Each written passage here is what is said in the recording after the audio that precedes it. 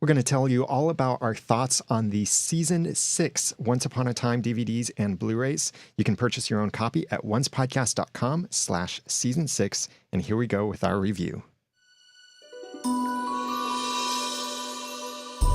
You're listening to Once, episode 303, 6th season DVD and Blu-ray review.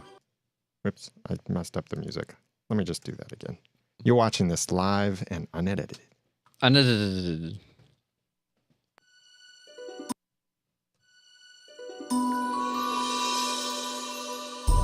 You're listening to Once, episode 303, 6th season DVD and Blu-ray. Blu-ray. It's been a long summer.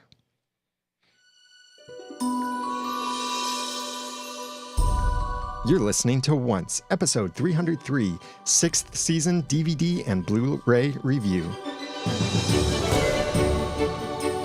6th season DVD and Blu-ray review. One more time. I will get it right this time. Season 6, special features review. I should do it that way.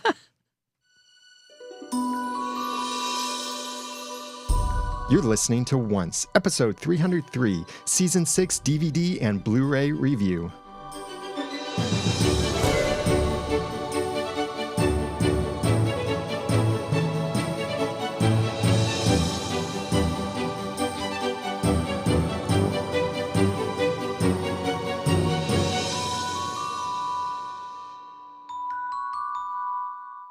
Welcome back to Once, the unofficial podcast for ABC's TV show Once Upon a Time. I'm surprised I still remember how to say that. I'm Daniel J. Lewis. I'm Jeremy Laughlin. It's been a long summer, and with Once Upon a Time over, the podcast kind of is back of mind thing, but now we've got this spinoff, otherwise known as Season 7, coming. I finally agree with you. Get used to it, because I'm going to be saying that probably every time I refer to this next season we're getting. Think of it as keeping me a little more sane. I need to think of it as a spinoff.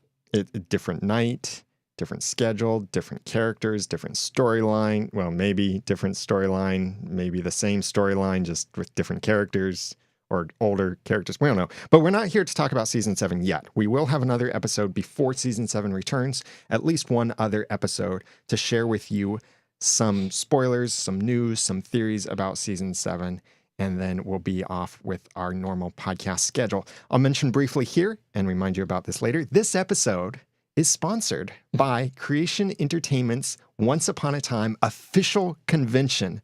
Check it out at creationent.com. I'll tell you more about that in a little bit.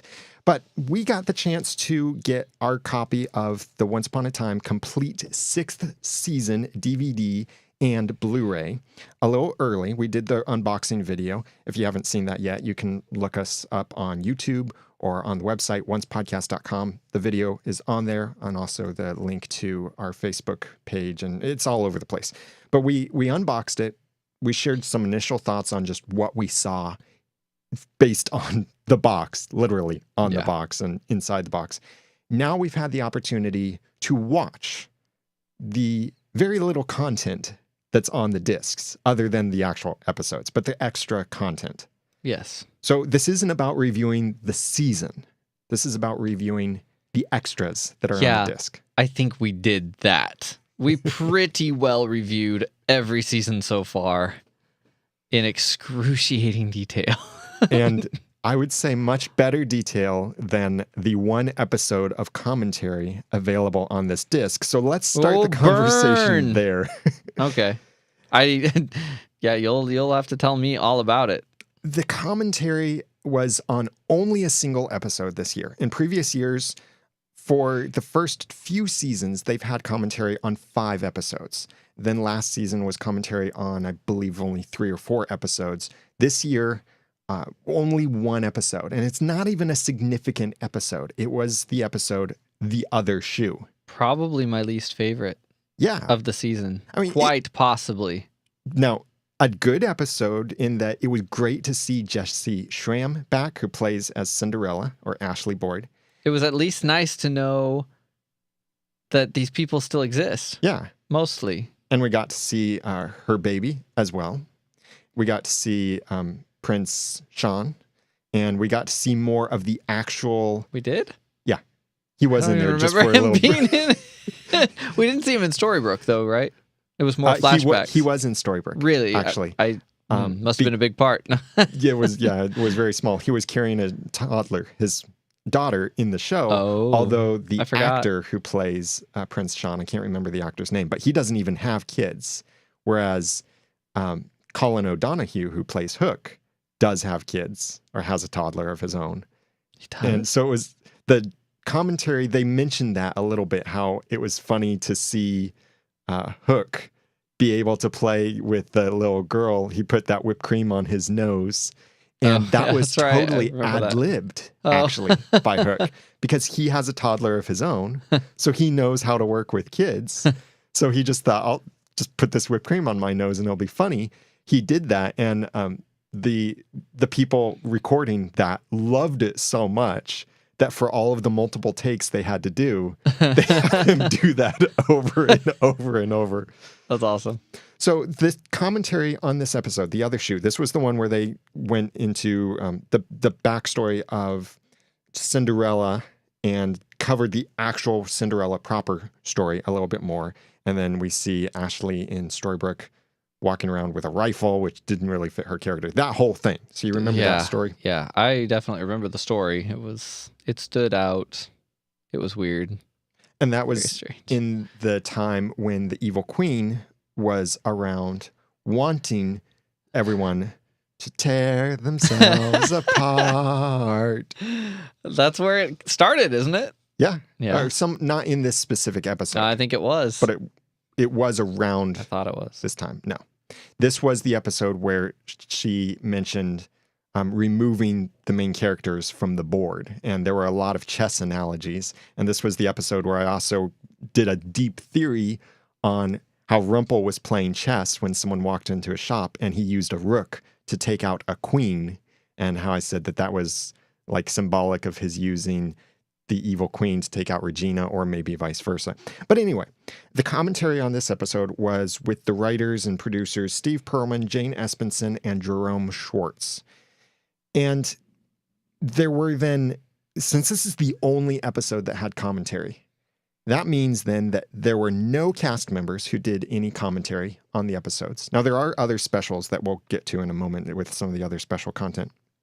But so you didn't get to hear any of the cast tell any behind-the-scenes stories about this episode. Yeah, which, as we mentioned in the unboxing video, it was basically the end of their story. Mm-hmm. It would have been so great to hear them talk about various steps along the way where different arcs were sort of resolved and things like that. Or maybe hear commentary on the musical, although I think the special that we'll talk about in a minute kind of took the place of anything like that. Yeah. And this commentary, from what I could tell, they recorded this commentary, if I understood their comment correctly, back in January. So while the season was still in the middle of the season, they recorded this commentary. Well, no wonder they picked that episode. There hadn't been all that many that were actually out and finished with production. So it surprised me, though, that they, even being the middle of the season like that, they didn't pull in any cast members, because the cast members would have still been under contract because they were still recording. But January, wouldn't episodes. they have been not working? I think they were still filming in January, maybe. I could be wrong, though. I'm not able to keep up with their actual filming schedule as much because that often contains spoilers. So that's right. Matthew Paul and Jacqueline and Hunter's department to keep up with all of that news. So being that this is from the writers and producers, they give a very production background to the episode, which some people who like production aspects might enjoy. But what's crazy about it is that the writers pointed out that, well, we don't get to be there when they're filming these episodes. All they get to see are what they call the dailies, which is the footage that's recorded that day and then sent back to the writers in Los Angeles. That is interesting. So Jane and Jerome then are talking about things from a writing perspective, and Steve Perlman is talking about things from a production perspective and how sets were made, or not really about how sets were made. They I don't like to be overly critical, but they mostly just said what they liked and didn't like about certain things. Oh, I see. And they did end up like talking over each other a lot and interrupting each other a lot. I think that's okay in a commentary. Yeah. But yeah, it's nice when you get to hear some things that you would never have known otherwise. And I feel like there wasn't all that much that we wouldn't have gotten to know otherwise. By the way, in our chat room just now, Matthew Paul pointed out that they were filming season 6 up through the beginning of April. So yes, they could have pulled in other cast members to do commentary anytime until then. Could have, but I know there are all kinds of other complications, like the cost of producing that kind of stuff, trying to get the cast together and everything, because the cast are busy. They've got other projects going on that they're working on. So there were a few interesting little tidbits from a production perspective that they pulled out, and certain behind the scenes kinds of things, like the fact that Toddler has, like the fact that Colin O'Donoghue, who plays Hook, has a toddler of his own. And they also mentioned something funny, that this was the episode where we saw Mr. Hyde in the loony bin cell. And that's when the evil queen had come and made this lavish feast for him. And then Regina came with her homemade lasagna to try and entice him to help her. And he was like, I'm sated. Whoa. Well, they mentioned something that I'd never really thought about, is in that scene, you see Mr. Hyde pick up a Cuban cigar that Evil Queen had brought to him, but you never see him actually smoke it. And apparently this is some kind of Disney policy to not show characters smoking. And Interesting. Even in the commentary, Jane Espenson said something like, don't smoke, kids.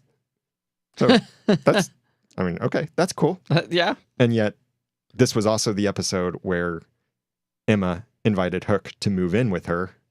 And the writers were like, this was a big moment for them. We were looking forward to this moment. And so they're being inconsistent. But with they're not morality. going to smoke.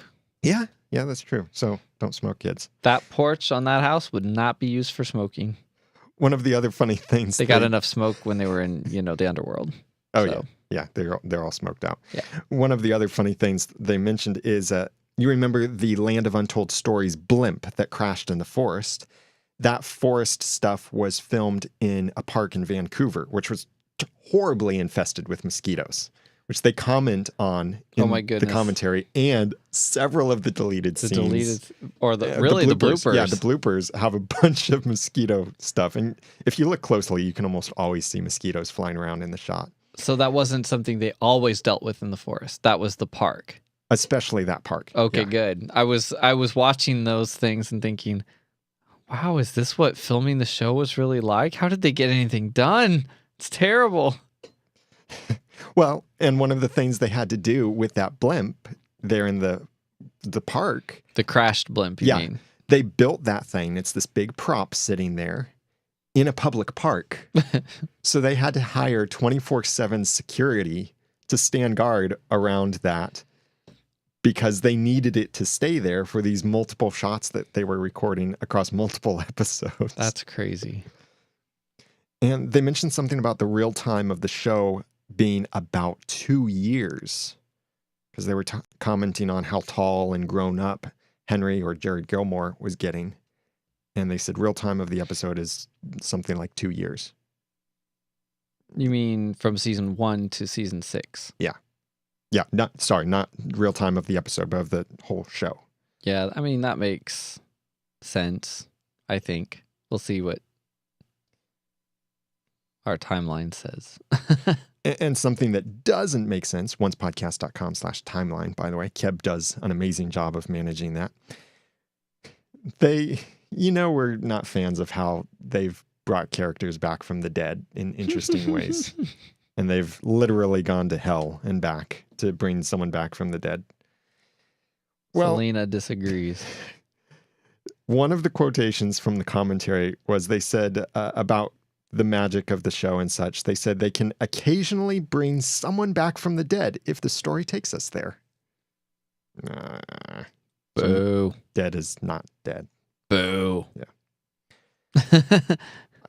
I made a big deal when we watched this episode and originally talked about it, about that chessboard thing and how I thought it was all symbolic and such.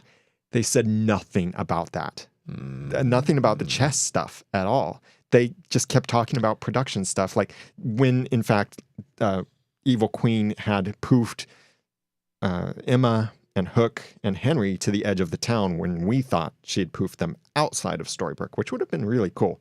But they talked about, they did I think it was called a French reverse, where they actually, because the road looks so similar in both directions, and because of sunlight directions, they actually filmed from only one direction, but they had the characters turn for different shots to make it look like you were seeing them from a different side. Oh, funny.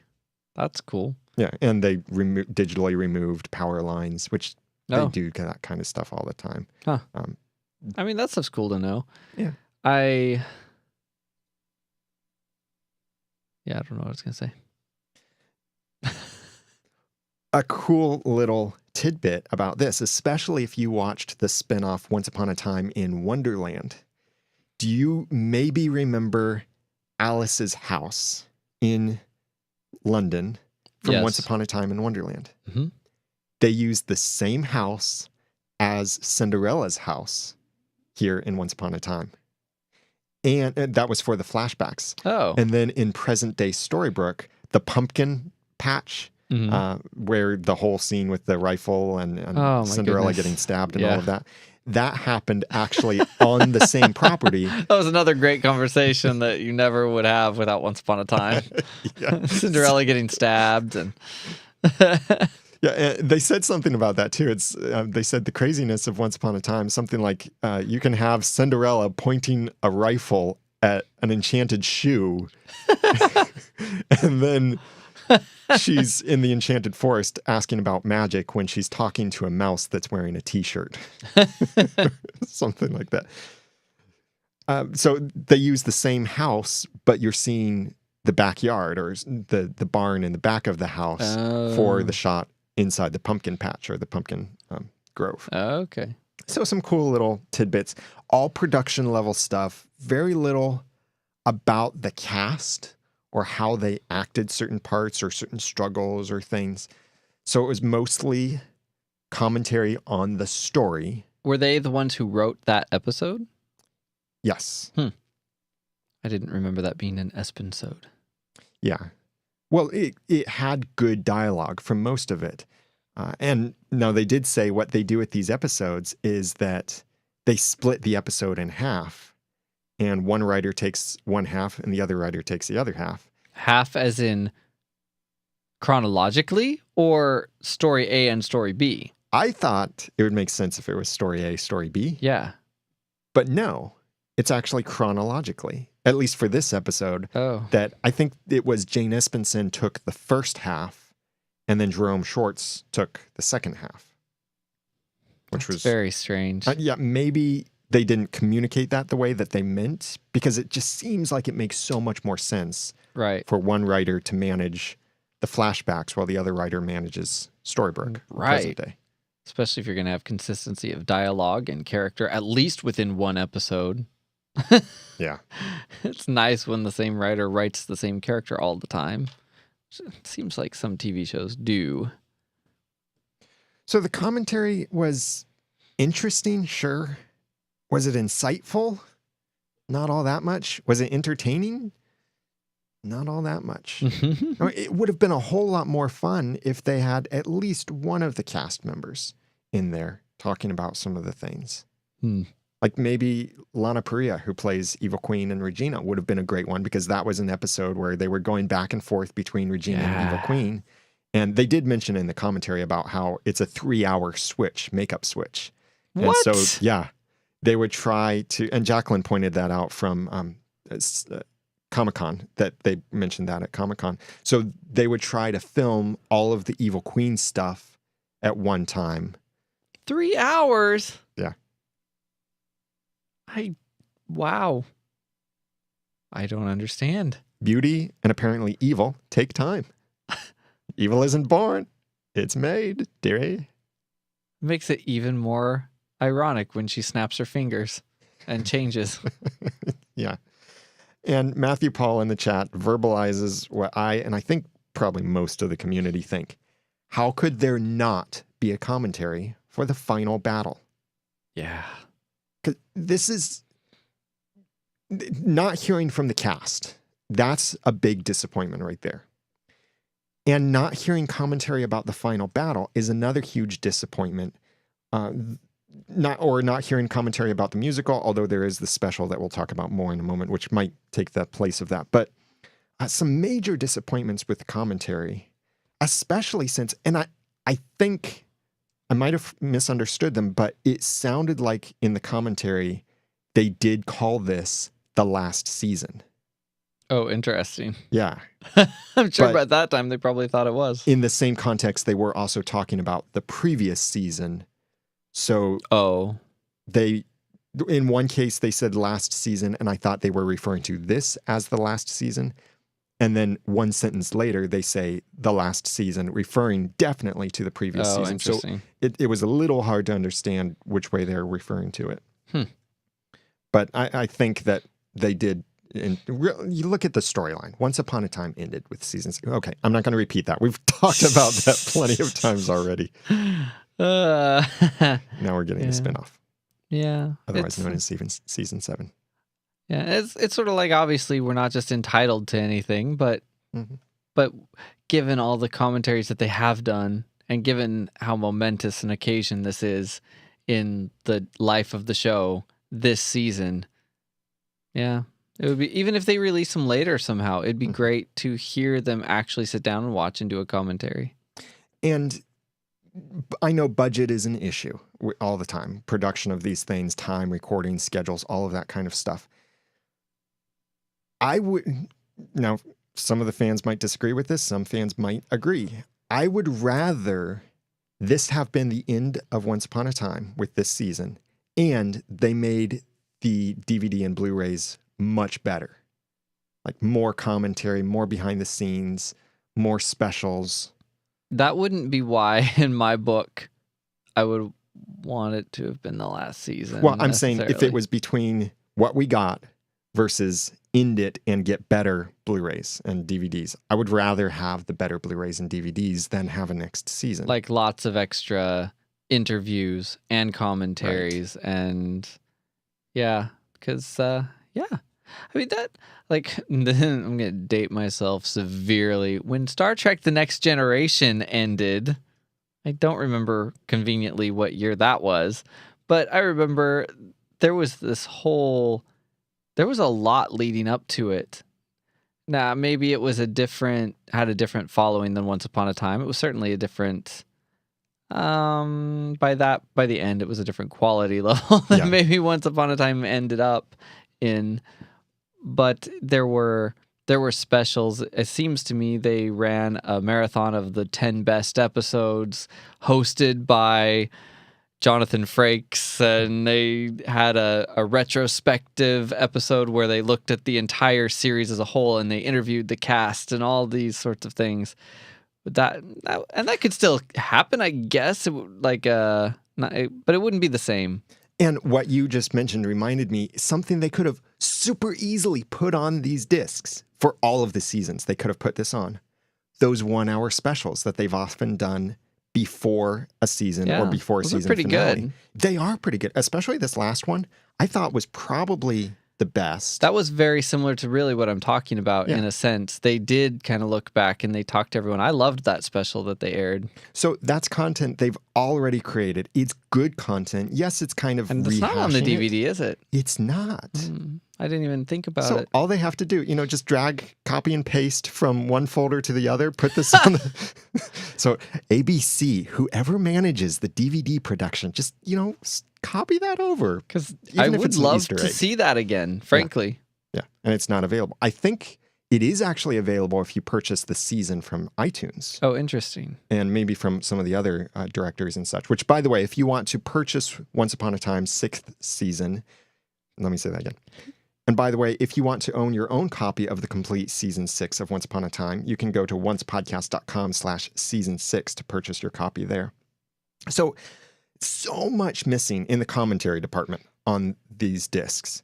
Really big disappointment. And you know they're not going to go back and make like the extended edition of season 6 or anything like that. Right. This isn't Lord of the Rings. This isn't even Star Wars where they'll, make Regina shoot first or something like that.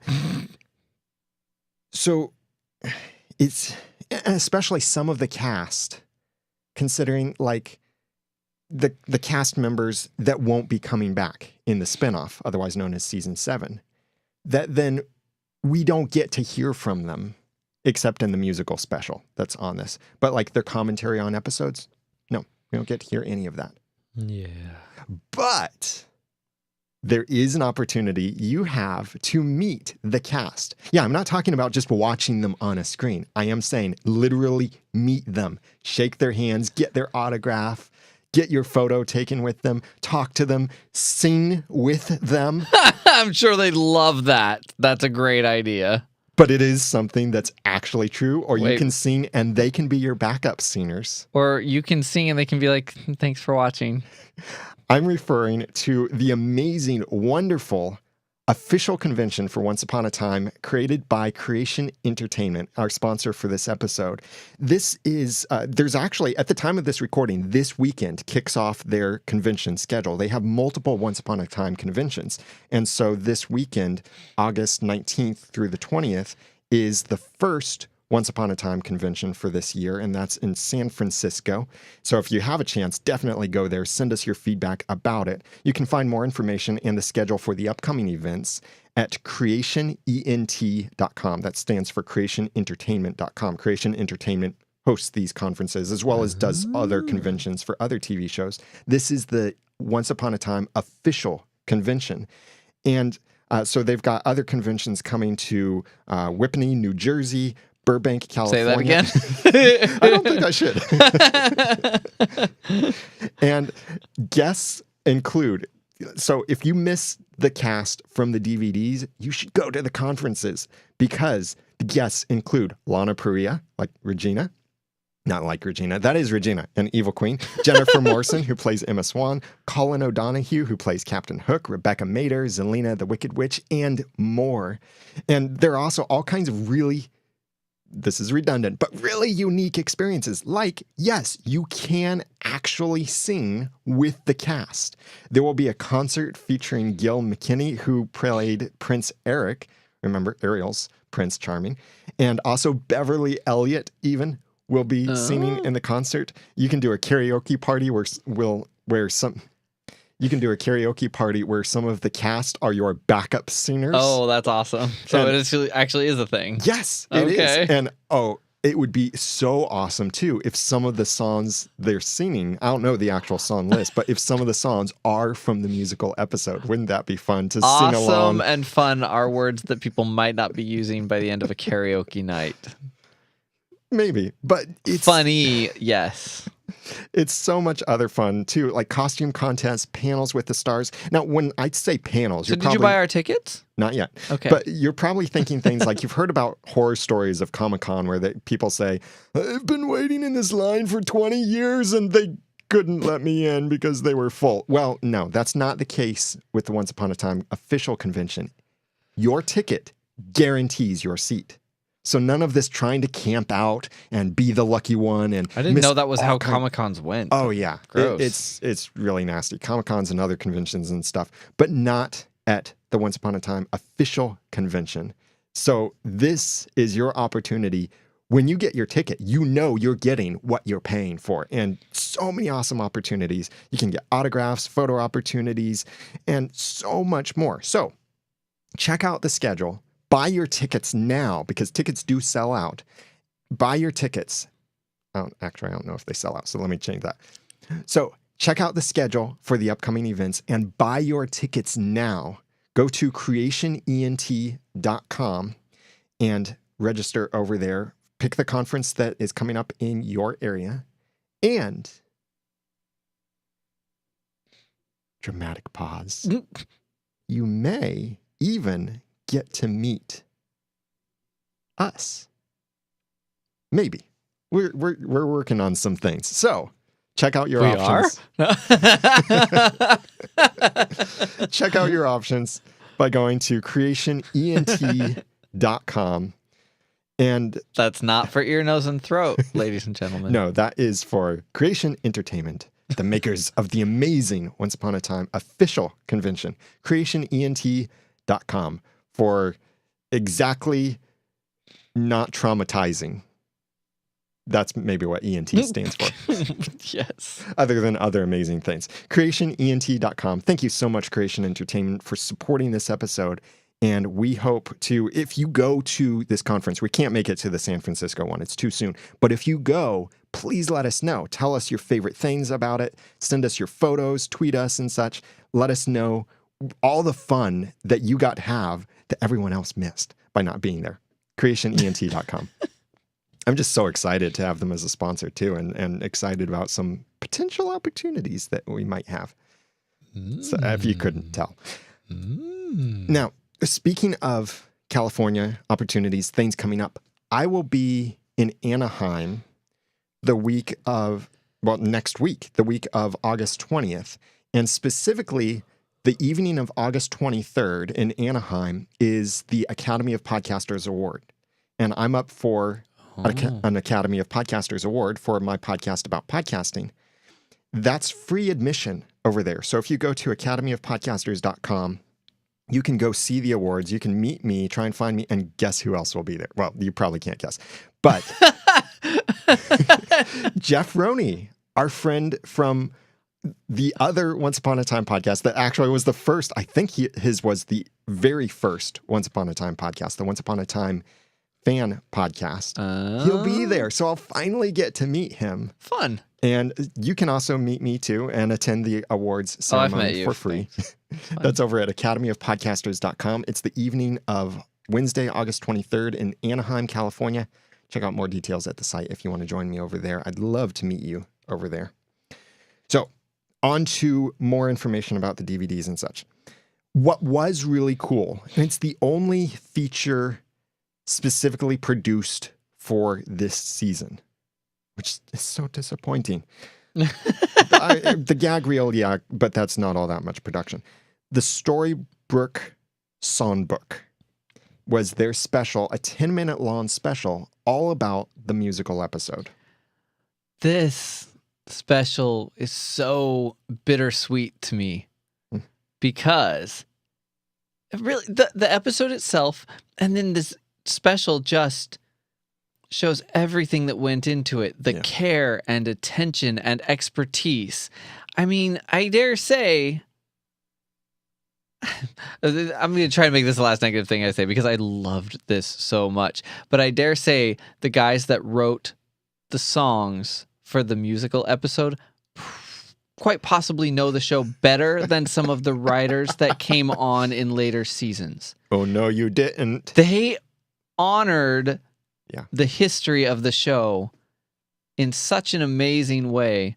In fact, if it weren't for the way the plot had gotten kind of twisted and dragged apart a little bit, I often think of that episode and I sort of imagine, instead of the Black Fairy, I imagine Rumpelstiltskin possibly could have been in that place and the whole thing would have been even just that much more poignant, I guess. But it was amazing as it was, and watching them use a real orchestra as they always do, and watching everybody's excitement and hearing about they had to do it on a TV production schedule, but they went out of their way to rehearse in different places and to go for vocal training, and it just showed how much potential they have and had. And if that level of attention to detail had been put into some other aspects, what a different outcome some parts of the series would have had. What they really did, they must have been listening to our podcast before they did the musical, because they finally #HireTheNerd. That's what they did. The songwriters They did. were nerds of Once Upon a Time. They were That's fans great. of the show. And what was really cool in this little featurette that they did about the musical is they said that they really worked with the cast to design the songs for them. Yeah. It's not like, hey, here's this thing we wrote. Good luck trying to perform it. Right. They talked about Evil Queen's song. Yeah. And how they met with Lana Parrilla, worked with her, had her sing a couple things, discovered her style, and discovered this really raspy, kind of harsh singing style that really fit her, Lana Parrilla's character, Right. personality, her voice, and it perfectly fit the Evil Queen's character. Although I have to say that's not the only way she can sing, because she sang differently in the last song. Oh yeah, And that's just her and her voice and everything she can do. so it was amazing how they worked with. They were really artists with this episode. I would say that this episode of Once Upon a Time was the most artistic because of how they put things together, Right. and the way that they leveraged the talent and characters, and everyone loved it. Like Josh Dallas was saying that he's kind of imagined his life as a musical sometimes. That's hilarious. One thing I love about that episode is that it's sort of like, if down the road, years down the road, we're just like, I miss Once Upon a Time, but you feel like, but I can't just rewatch the whole show or even necessarily all of season 1. You can kind of just watch that episode and you get a taste of everybody along with the great songs, and you can listen to the songs other times. It's, I don't know. It's just, when I first heard that a musical episode was coming, first, I had to do a little extra internet searching to see if it was a joke. Then I was nervous. And then as soon as the soundtrack came out and I heard the first song, I realized, no, this is going to be amazing. Oh yeah. The quality is it's just dripping with quality, and I can't say enough about it. And Kitsis and Horowitz in this special mentioned that the fans had been asking for this for a while. But they didn't want to do a musical simply to do a musical. They wanted it to be part of the storyline, and so that's kind of what they came up with. Which I appreciate. And even the cast were thinking that if they did a musical, that they would reincorporate the original Disney songs. But no, they got completely original songs written specially for their characters and fitting in with the story. And like to see the enthusiasm on some of them, like Rebecca Mader, who plays Zelina, just so overly enthusiastic about her song. She's so funny. Yeah, she loved it, and she nailed it too. Her song, and all the cast nailed their pieces too. You can tell she really loves her character, and she really loves the show. Yeah. If you follow her on Instagram, she makes wicked references in her in her live stories, and one day she sang a little bit of one of the songs. Yeah, she's great. She'll be greatly missed from the show too, but maybe not forever. Yeah. So this Storybrooke Songbook featurette, great addition to the disc. I think it is a suitable replacement for not having commentary on the musical. Honestly, I think for that episode, I'd rather have what they did than a commentary. Yes, because this was just much better, higher quality content in a shorter amount of time, which I'm always a big fan of. Right. Then the deleted scenes. Now, interestingly, while these discs, looking back at the previous seasons, this disc has the fewest different features on it. Only one episode of commentary. That's the lowest amount of commentary we've ever had from Once Upon a Time. Season 1 had all kinds of specials, had Blu-ray exclusive featurettes. It had Easter eggs. Oh my goodness, was that fun? Yeah. Season 1 DVDs and Blu-rays were fantastic. Now, though, it's almost as if they're like phoning it in, is the metaphor some people use.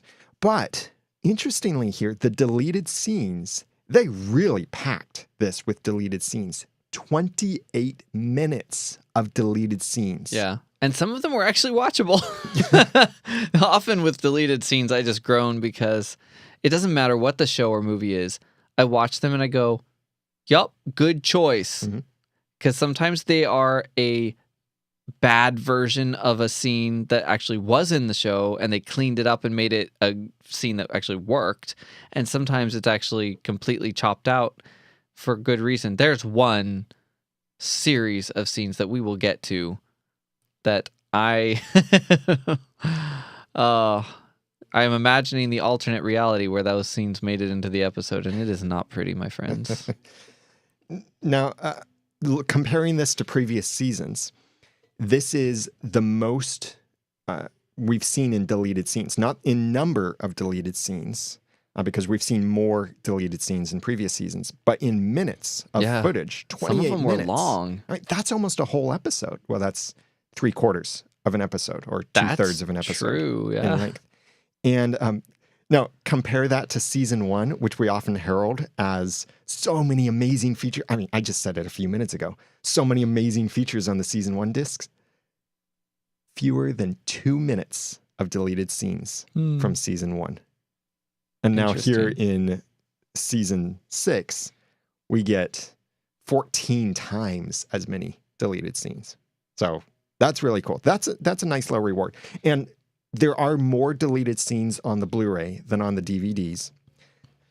Unfortunately, I don't know, and we've been having trouble trying to figure out exactly which deleted scenes are exclusive to Blu-ray versus exclusive to DVD, because we only get, and we only request the one copy, which is the Blu-ray copy that Disney is kind enough to send us in advance, and that's how we're able to bring this review to you, or record it before the Blu-rays are actually released. So we're not able to cross-compare them with each other. But of the deleted scenes, a quick overview, we had deleted scenes from 605 Street Rats, 607 Heartless, 608 I'll Be Your Mirror, 609 Changelings, 610 Wish You Were Here, 611 Tougher Than the Rest, 616 Mother's Little Helper, 618 Where Bluebirds Fly, 619 The Black Fairy, and 622 The Final Battle Part 2. So a bunch of deleted scenes, and some of these were really good. So like the scene from Street Rats, one of the things, there are 3 scenes actually from that episode. One of the scenes is you see Aladdin and Jasmine in front of the Cave of Wonders. So what was interesting about these deleted scenes is that most of them, whereas often you just get text on the screen that says what the special effects are supposed to look like, they actually kind of put some rudimentary special effects into the scenes. I mean, like super low budget. Like they told someone to do it on their lunch break or something. Yeah. And by someone, I mean their unpaid first-year college intern. I mean, they're truly bad. But it's great because it's kind of funny. And so the Cave of Wonders was one of the best because you kind of see the Cave of Wonders and it's kind of in the desert. But then as Aladdin and Jasmine are walking, like they kind of disturb the painted sky and you see that they are still in the forest in Vancouver. And that's where the Cave of Wonders actually is. I thought it was great. Well, talking about splicing things in awkwardly, there's a deleted scene later where it's supposed to be the snake, the cobra version of Evil Queen in a cage. Mm-hmm. And it's almost like they found animated GIFs of different snakes and stuck it in the cage. The snake was kind of on the cage. Yeah. Wasn't even, the bars weren't even painted on top of it. It was great. Which was probably more for the production team to know what's supposed to go there than for the viewers to know, hey, there's a snake there. Maybe. I don't know how any of that stuff works, but it was pretty funny. But you were mentioning earlier about how some of the deleted scenes often make sense in how they cut them. Well, with this deleted scene, which most of it happens as the main deleted scene from Street of Wonders? No. The main deleted scene from Street Rats is when they're at the Cave of Wonders and the door is shut and they can't open it. Well, they cut it in a way that you don't notice anything's missing. But what they cut out was pretty good content. And it's a bummer they had to cut it out for time. Hmm. It was Aladdin basically talking about how much he disbelieved the magic in stories. And he's like, oh, I know how to make it open. You read about it in all these stories and all this stuff and blah, blah, blah, blah. He goes on this long like monologue about like, oh, this, magic that, then, nah. So I'm going to open it by saying, and then what you saw in the episode was his saying, open sesame. And he did that really, so you get a much better foundation of the sarcasm behind that statement and also the surprise of it actually opening, and he's suddenly realizing, oh, magic might actually work. But see, I think that's just good editing because you got enough without kind of going, okay, it's getting late, guys. Could you open that door? Yeah, that's true. It was a bit long, but it gave good insight into Aladdin's character. Yeah, so maybe a little of it. There was probably not a great way to edit it. Right, yeah. And make it shorter without just taking it out. Exactly. In the episode Heartless, there one of those pointless kind of scenes. You remember this was the episode where Snow and Charming had to find something that was, the sprout from their first true love or something like that in a cave. Well, there was this moment where they're not sure which direction to go in a cave, and they have this romantic kiss in front of Regina, and then one of the cave paths light up. That nicely cut out. So awkward. So awkward. And yet, I think Regina's corny. How about that? I think she actually ended up saying that later anyway. Someone really wanted her to say that. Yeah. It was weird. I don't know. That was a weird episode anyway. That would have made it much worse. Yeah. From the episode 608, I'll Be Your Mirror, there were two scenes that they cut out.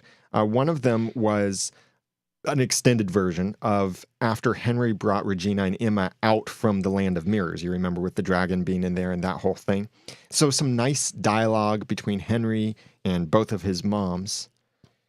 And then the really cute, precious scene, which while I was preparing for this, maybe made me want to go back home to Noodle Baby and hold him because he is just so dang cute right now. And he's almost about to crawl, by the way, in case you're wondering, an update on him. But Hide the magic beans. Yeah. This was a really cute scene between Snow and baby Neil. Yeah, I think that was my favorite. It was almost my favorite, if not my favorite part. Out of the deleted scenes, it was my favorite part. Because it would have been really cool to see. Because really, baby Neil ended up mostly being a prop that they, mostly forgot about. But this was actually Snow being a mother. And this is a live child. You can tell it's not just a doll. And he's sitting there and they're reading. And it was nice. And that was when baby Neil said his first word, which sounded like he burped it out the way that they edited it in. But it was daddy was his first words because Snow is reading a story of how she saved Prince Charming. I didn't. And then baby Neil says, daddy. Yeah, isn't he a little too small to have a first word, though, in that scene? Might be part of why they... Except they referenced it later. Yeah. Well, and in this deleted scene, this also just further rubs in how much Snow and Charming are missing each other because this is during the sleeping curse. This one was probably for time because I thought it was a pretty good scene. Yeah. Well, there were two aspects. It was as if by the end of it, you were like, guys, you can't both wake the baby up every time you wake up. What are you doing? She just put him to sleep and you wake up, David, and you just pick him up and start playing with him? Put the thing back where it came from, or so help me. So help me. And cut. Which they did. From 609, Changelings, there was one really long scene. Now, you remember back when we were around this time of recording that episode, we'd gotten really excited about the agent for one of the cast members had contacted us offering that cast member as an interview guest for Once Podcast. And I was thrilled about that. So thrilled. I mean, an amazing job for that agent to doing their job, finding relevant podcasts and contacting them and offering. So like that agent totally worth whatever they're getting paid, maybe even worth more. They're doing their job well. But we ended up not being able to have that interview because it turned out almost everything that woman's part was, which was Jill, Mm-hmm. the characters Jack and Jill. I think we didn't even hear her speak in the actual episode. Had we not talked about it in advance? We did, because At some point we referenced Jack and Jill, and then after a while we were like, wait a minute, where were they called Jack and Jill? Why do we think that's what they are called? And it was a press release, wasn't it? yeah, Or what? I think, or they were listed in the credits as Jack and Jill, Yeah. I believe. And this made it very clear who they were. Yeah. So this was one really long scene, which was wonderful to see what actually happened. So this was all the stuff that, because of non-disclosures or something, that actress was not able to have the interview with us after all, because ABC recorded all this stuff, but they didn't use it. Well, I'm really glad they put it on the disc. Yeah. Because you see this whole dialogue between Jack and Jill and Rumpelstiltskin. And this is the setup for Rumpel stealing the baby that he used as bait for the Black Fairy. Yeah. So you see all of that stuff. The contract that he had with Jack and Jill. You don't see why they made well, he mentions why he made the contract. You know, Jack and Jill went up the hill to fetch a pail of water. Jack fell down and broke his crown, and Jill came tumbling after. And then Jill went to the Dark One. That's actually what he said. Yeah. And basically, I guess Jack had some soul crushing, or not soul. Soul crushing. Basically, Jack had some kind of head crushing injury when he fell down. And so that's why they made a deal with the Which Dark One. I thought was amazingly season 1. Yes. It's Rumpelstiltskin involved in a story we all sort of know. I mean, it's just a nursery rhyme, but still, it's a thing we know. And it was kind of dark, and it was twisted to involve Rumpelstiltskin meddling in everybody's affairs. And that's what we first kind of fell in love with. Yeah. And we also got to see that Blue Fairy was supposed to be the baby's fairy godmother. And then we further saw more conflict between Rumpel and the fairies. And he was just like, never hire a fairy to protect your children when the Dark One's involved. And we also saw the wires she hangs from. Yeah. So that was cool too. So really nice that they included that scene. Bummer that none of that made it into the episode, because I'm pretty certain we didn't even hear Jack and Jill speak, other than maybe like cry out saying like, no, don't take our baby. Yeah, kind of thing. their lines were minimal, Yeah. if air at all. But we never even saw inside their little hovel, but we did in this deleted scene. So really nice to see that. I hope that's not one of the Blu-ray exclusive scenes. Then from the episode Wish You Were Here, there was one deleted scene, which was more between Snow and Charming and this conflict of the sleeping curse. From 611, Tougher Than the Rest, there were 3 deleted scenes. One Belle, very Zelena focused with these deleted scenes. Okay, so am I wrong, or was Zelena not even in that episode in the end? I was wondering that same thing too, because these deleted scenes are very focused on Zelena. My memory is foggy, but I went back and looked at some synopsis of this episode, and there's nothing mentioned about Zelena or any of the cockamamie things they did in this plot. So here is where we get to the diatribe that wasn't. Yeah. Oh my goodness, were these people... I don't know if they were out of character, but they were being ridiculous, and the retconning was turned up to 11. She decides, apparently by sniffing the evil queen snake, that We're not joking here. black fairy dust was involved, which we saw that it was not. It was a wave of Gideon's hand. It clearly was not. No. Black fairy dust was involved. Oh, wait, really? Yes. I just remember that wrong. Because Wait, what are you talking about? these deleted scenes further confirm that thing all the way back from season 1. Remember, Snow had dark fairy dust She did. that she said could turn her enemy into something that could be squashed. And when we saw Gideon come to town and then turn the evil queen into the snake, we mentioned some things about that's black fairy dust. That's the same thing from season 1. Sure? Yes, we did talk about it then. Okay. And we referenced that, I think, in some other conversations. So these deleted scenes even further prove that And that was one of the nice things in these deleted scenes because they did make that point stronger that this is Okay, black fairy fine. dust. Because Zelina did even say something about, I'll make Gideon squashable for you, and then you can decide what you want to do with him. Well, okay. I don't remember that aspect, but none of that excuses Zelina being able to wave her hand over Evil Queen's serpent and pull Which was an animated GIF. ample amount of dark fairy dust from her somehow. Yeah. That's ridiculous. And the whole plot just to kill or transform Gideon, they just agreed to too easily. It was all ridiculous and very strange, and I'm very glad it never happened. Yeah, and a strange confrontation with Rumpel and Gideon in the cabin, and then Zelina, Charming, and Hook come and confront them, and that was also Zelina was there with the dust. So that was nice that they cut that out. Yes. So thank you.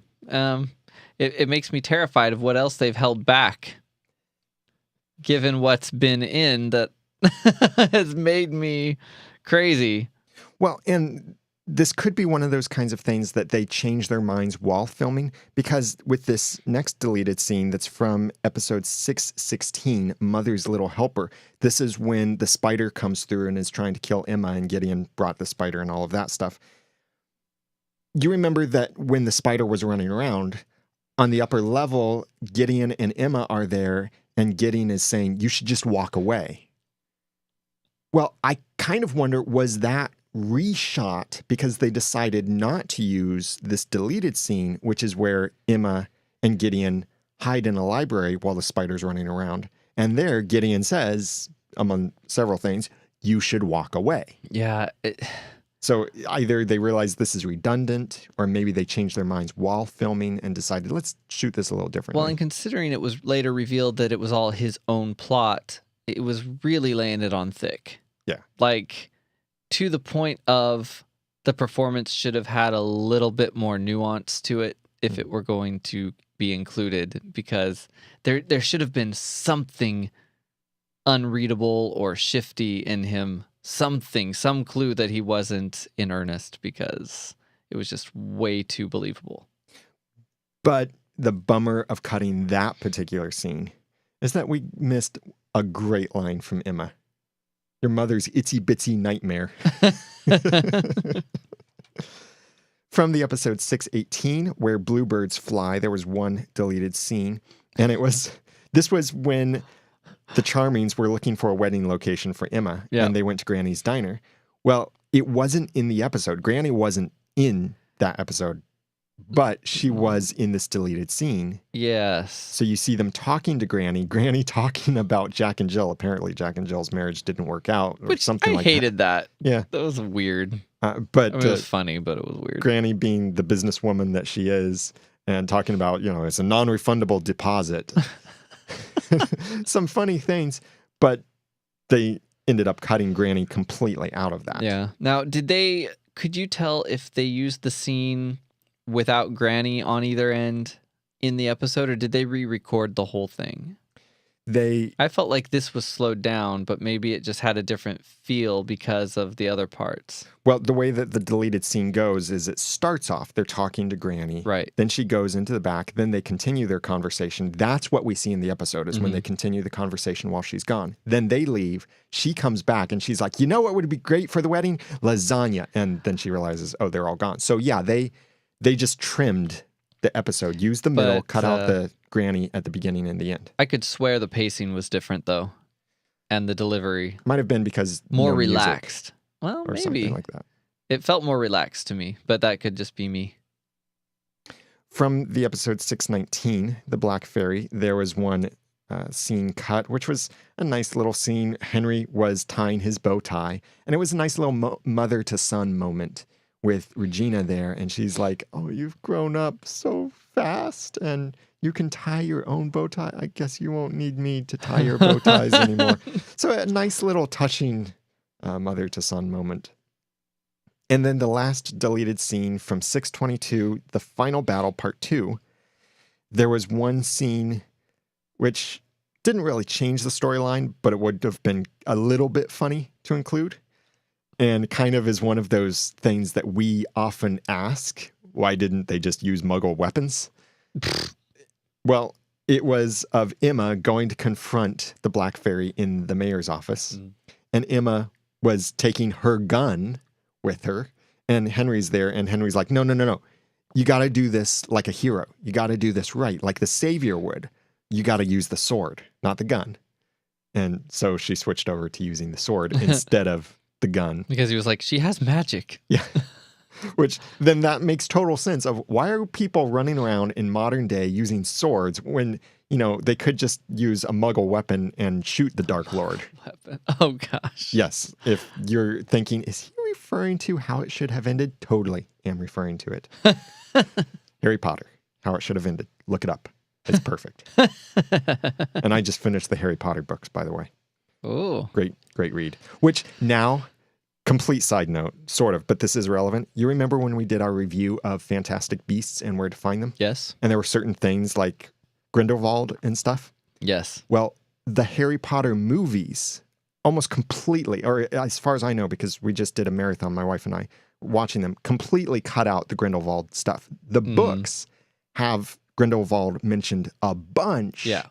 So if you read the books, it makes Fantastic Beasts, being a prequel basically to Harry Potter, it makes that a lot more interesting. Yeah. And even stuff like the Obscurious, that's actually something that's not called that, but it is in the Harry Potter books. So it makes total sense. They didn't invent something new with the Fantastic Beasts movies. So it makes me look forward more to the next Fantastic Beasts movies. So now looking back... There are more? Oh, yeah. It's supposed to be, I think, 5 movies. Oh, I don't know if we'll review all of them for you from the podcast, because the podcast will probably be over before the next movie is out, or certainly before all of the movies are out. But now it kind of makes me wish we could go back and redo our review. Don't be so when certain. We were like, we've just watched the movies. Jeremy read the books a long time ago. It was so long ago, but it was enough that at least I knew there was some depth to what they were doing. Yeah. So if you were cringing at our Fantastic Beasts and How to Find Them review, well, do your own review. Now we've repented. I mean, thanks for listening. The last special. No, right. So that special deleted scene, bringing this back to Once Upon a Time, Emma using a sword instead of a gun, because that's what a hero would do.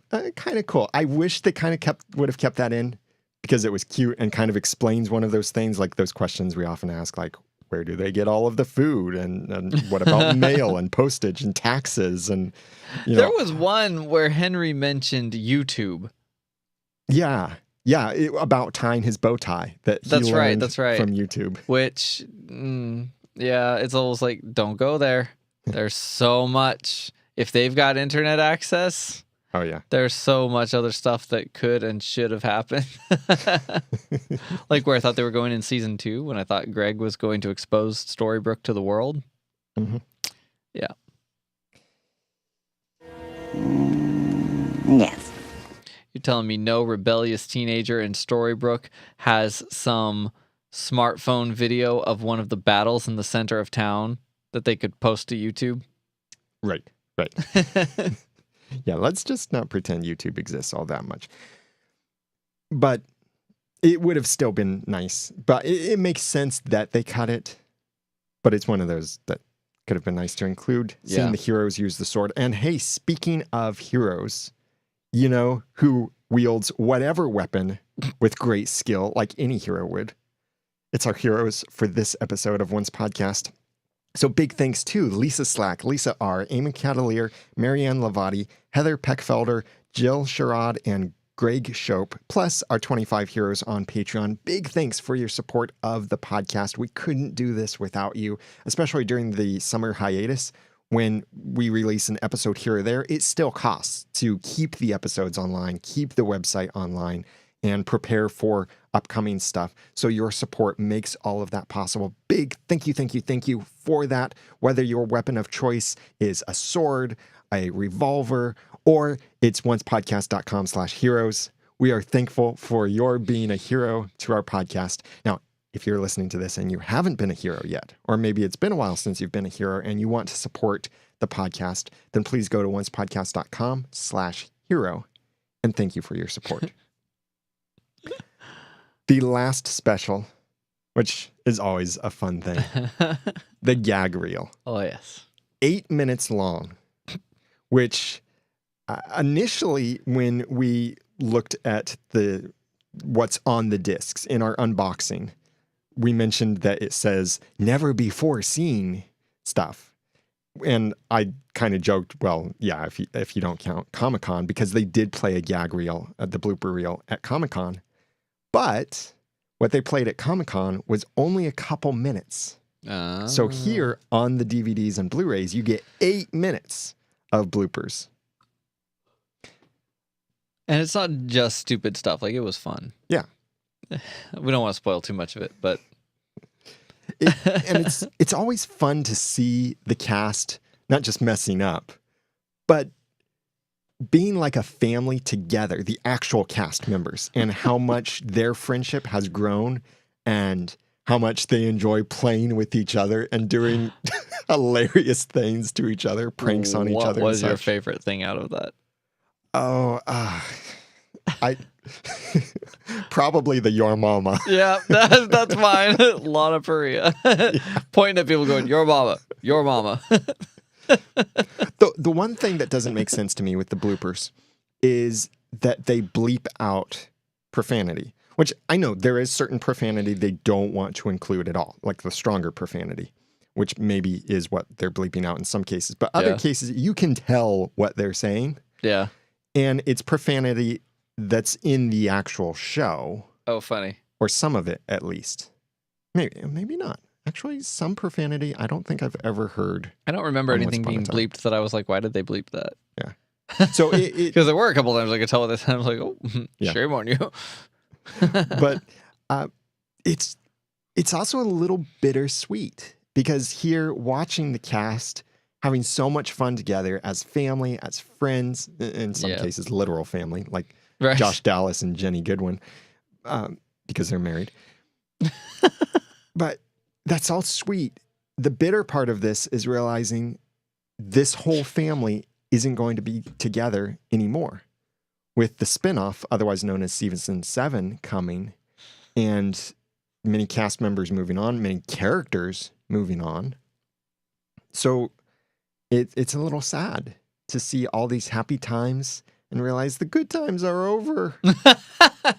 Yeah. Yeah. Oh, that's depressing. But still lots of fun. Want an apple? Is it poisoned? I mean, no. Oh, okay. Then no. Is it from the past? Is it green? Is it red? Is it frozen? Is it black? Wait, is it split in half with lightning? I'm naming all of the different Apple posters we've seen. So in our unboxing, we did talk about the actual cover of the disc, which if you didn't watch our unboxing, go back to oncepodcast.com and we've got the video over there as well as on our Facebook page and on our YouTube channel if you want to watch it in those different places. The packaging for the 6th season, very similar to the previous couple seasons where we don't have the nice lenticular cover on the Blu-ray. The lenticular cover is the thing that you turn it one direction, you see one image, you turn it the other direction, you see another image.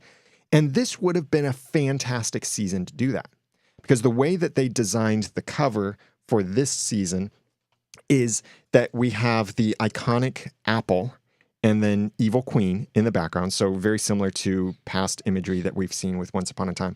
But this apple has a lightning split down the middle. So you see the red apple on one side and then the black apple on the other side. Nice visual representation of the Jekyll and Hyde, the Evil Queen and Regina, and other aspects of splitting that we saw throughout this season. So if this was a lenticular cover, what would have been perfect is you turn it one way, you see the red apple, and Regina, Mayor Regina, you turn it the other way, and you see Evil Queen Regina with the black apple. Regina with her mayor pants on? Yeah. That would have been perfect, but my guess is the lenticular covers are too expensive to produce, so that's why we haven't seen them for the last 3 seasons now. Only seasons 1 through 3 have the lenticular covers. Yeah. It would be very interesting to know how many people prefer, especially when a series gets to be multiple seasons, how many prefer to watch on a streaming service rather than buy boxed sets. Yeah. I thought box sets were a miracle. I am getting so old.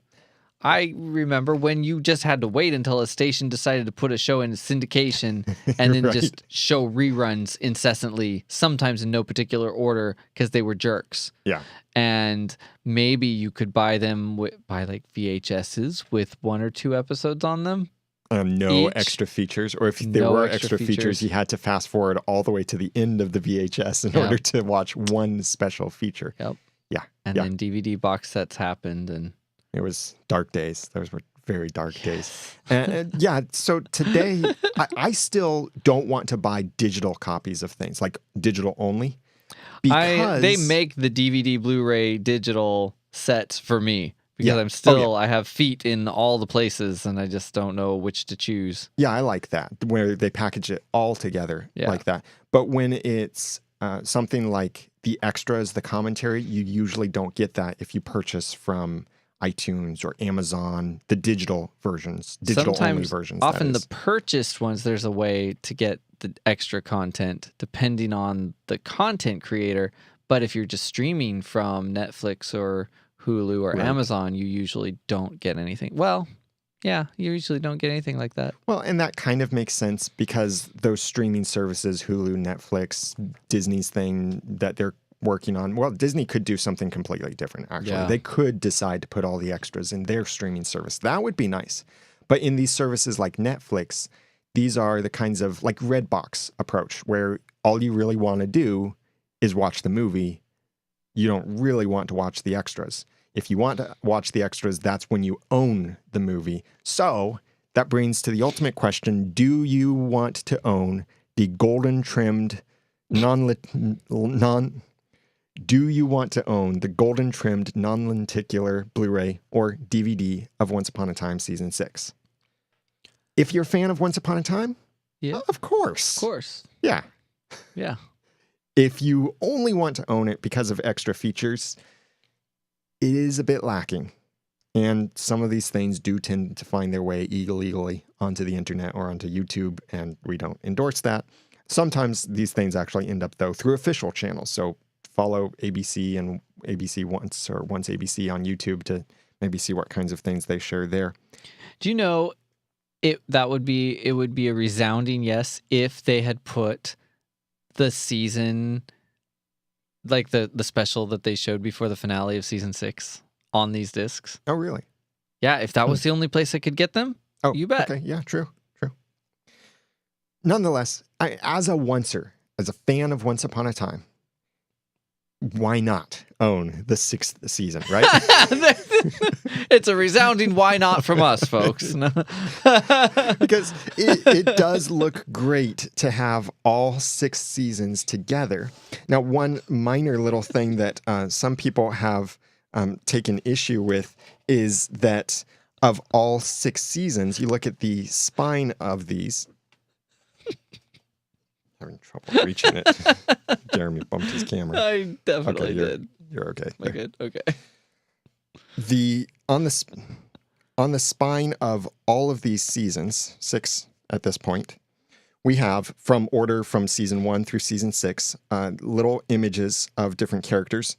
Emma on 1, Evil Queen on 2, Snow White on 3, Rumpelstiltskin on 4, Hook on 5, and on 6, Josh Dallas is Prince Charming? No. It's back to Emma. I noticed that when we did the unboxing. I just didn't say anything. Which it would have been, well, for one thing, Josh Dallas as Prince Charming had a really big role in this season because the whole Snow White, Prince Charming, sleeping curse thing was spread out for a while. So he was a significant character to this season. And because Josh Dallas isn't coming back for the spinoff, otherwise known as season 7, we're not going to get his face on the spine of another DVD or Blu-ray set. So that is a disappointment for some of the fans that they reused. And of course, the images on the inside too, very much reused from previous seasons. It's, a little bit disappointing there that they're recycling many of the older images. But still, if you're a oncer and you want to complete your set and own, Save the Whales, complete own the whole set or collect the set, well, then you'll enjoy this. If you think about it, it takes you from season 1 Emma to season 6 Emma, which is a whole arc. That's true. There's that aspect to it. Yeah, and these were her stops along the way. Her battles against Regina, which was very much season 1 and season 2. Her battle against Snow White. Yes, of course. Her battle battle, her against mommy issues. Rumple? Yeah, Her well, battle against Hook in season 5. Oh, yeah.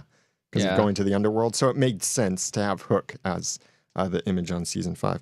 But then Emma as the image on season 6. I know Emma was a major character in season 6. So I'm not saying it doesn't make sense. yeah. It took me a solid 4 years to like Hook. I just realized that.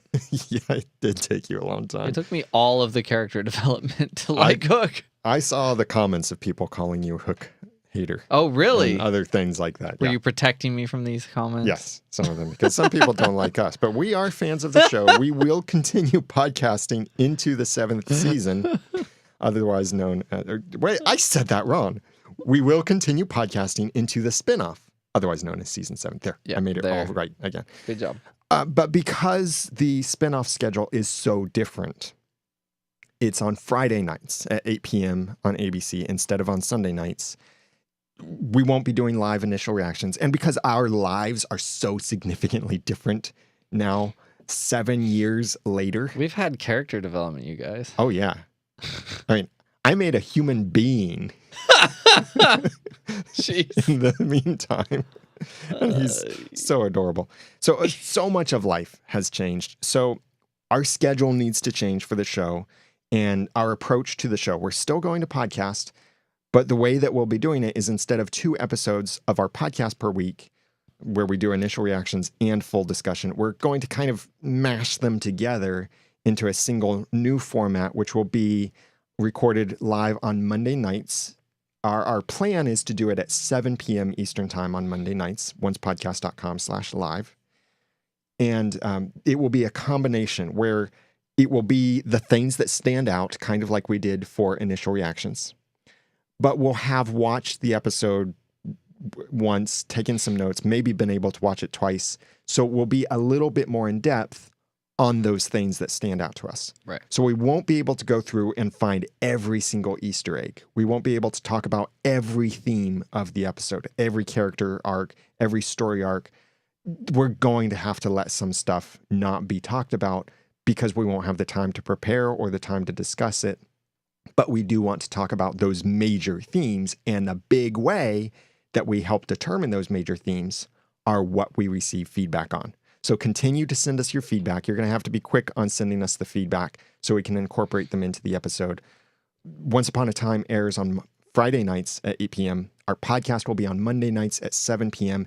And because of this new schedule and still trying to work things out, it's possible that like staffing will change here in the podcast. You'll have me for the end of the podcast all the way to the end. So maybe you're happy about that. Maybe you're sad about that. But we're just not quite sure on other schedules. So you might see co-hosts shift around. We may have a new co-host join us, or we might lose old co-hosts.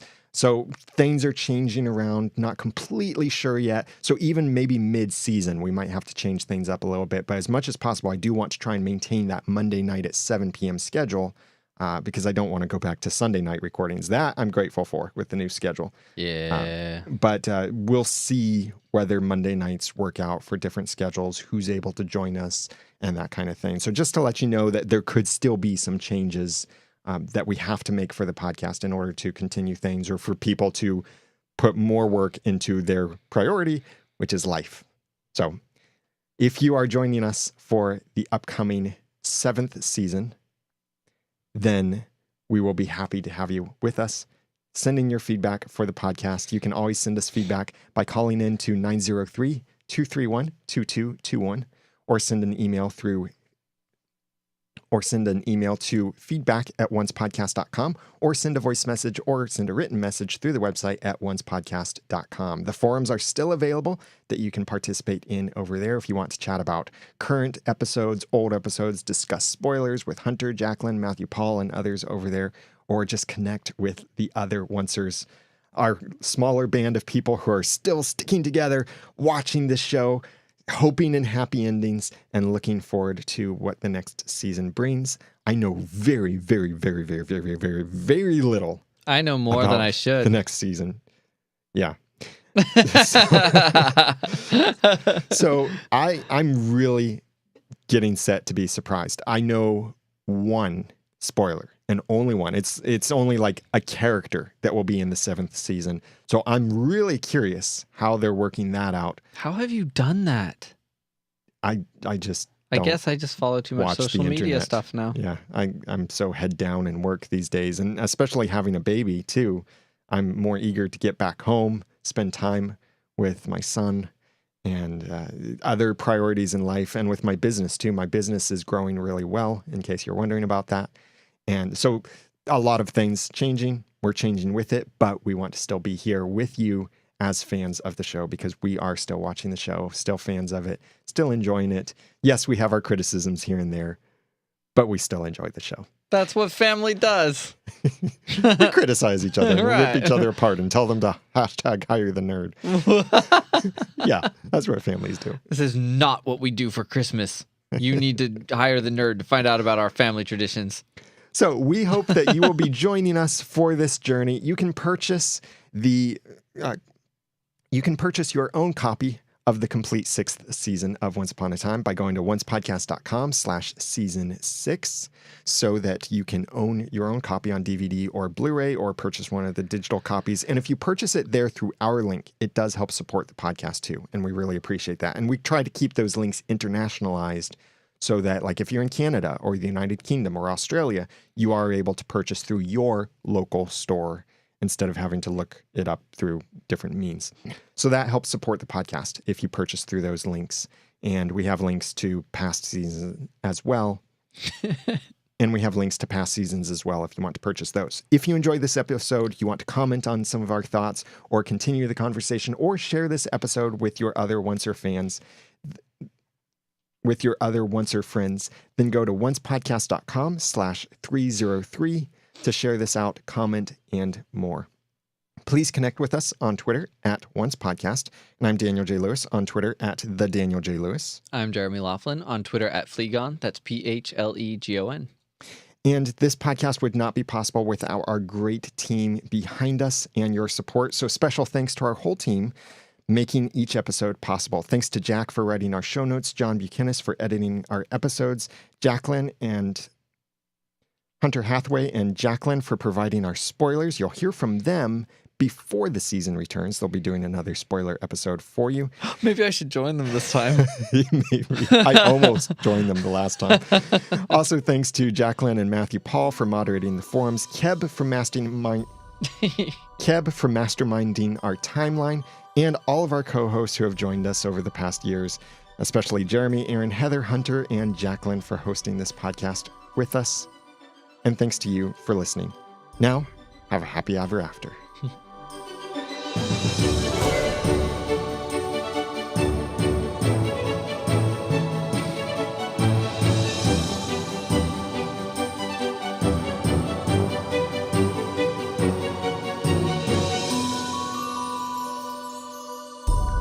Once Podcast is a proud member of Noodle.mx Network. Find more of our award-winning and award-nominated podcasts to make you think, laugh, and succeed at Noodle.mx.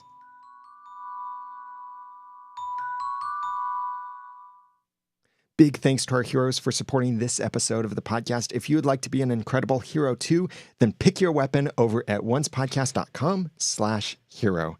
And thank you for your support. And by the way, also thank you for your support in the podcast awards. We are in the finalists. Don't worry, you don't have to do the daily voting thing anymore. Yay! But all 3 of our podcasts are in the finalists, and now it's up to the committee to vote on which podcast wins the podcast award. So we have 3 podcasts in the running: Beyond the To-Do List, the Audacity to Podcast, and Once Upon a Time podcast. Thank you, thank you, thank you. You are so awesome. Thank you for your support. Okay, we're done. Yay! Thank you, everyone, for joining us for this. Make sure you come back when we record the podcast live. I have no idea when the spoilers will be recorded or when our next episode will be, But thank you for joining us. Oh, and let me, John, I want to tack this on near the end. And remember to check out our sponsor for this episode and register for an upcoming Once Upon a Time official convention by going to creationent.com. Okay. Thank you, everyone. Thank you. Nice to be back with you. And we will be back for season 7, the spinoff. We got quite a list of all-stars in the chat. I felt like there were more people than are there because it's like it's our groupies. Yeah, we love you guys. We love you. These are probably the people who still watch the show only because we podcast about it. I know there are some people who do that, and you might be one of them. So thank you. Thank you for being faithful, joining us, and listening. Bye. Good night.